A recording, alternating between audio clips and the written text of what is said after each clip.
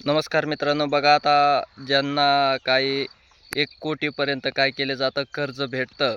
असं मग काहींना उंट, गाढव आणि घोडा पालनासाठी मग जे इच्छुक आहेत, आता बऱ्याच राज्यामध्ये काय केलं जातं, याचं पालनही केलं जातं. आणि हे दिवसांदिवस काय झालेले आहे, गाढव, घोडा आणि उंटाची संख्या कमी होत असल्याकारणानं केंद्र सरकार काय करत आहे, एक योजना राबवत आहे.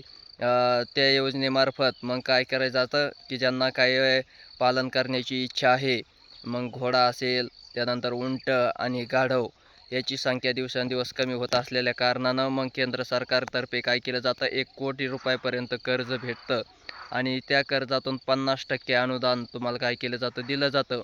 आणि 50% रक्कम काय करायची असते, आपल्याला परत शासनाला भरायची असते. त्या कारणानं जवळपास 50% अनुदान तुम्हाला काय होणार आहे, भेटणार आहे. मग ज्यांना काही उंट पालन करायचं असेल किंवा मग ज्यांना काही घोडा पालन असेल, त्यानंतर गाढवाचं असेल, हे जे प्राणी आहेत 3 त्यांच्यासाठी काय केलेलं आहे, केंद्र सरकार योजना काय करत आहे, राबवत आहे. आणि मग त्यातून मग काय करायचं आहे, जे इच्छुक असतील, ज्यांना काही पालन करण्याची इच्छा असेल, व्यवसाय करायचा इच्छा असेल, काही ना काही व्यवसाय पशुपालनामध्ये, तर मग त्यांनी काय करायचं आहे, अर्ज करायचा आहे.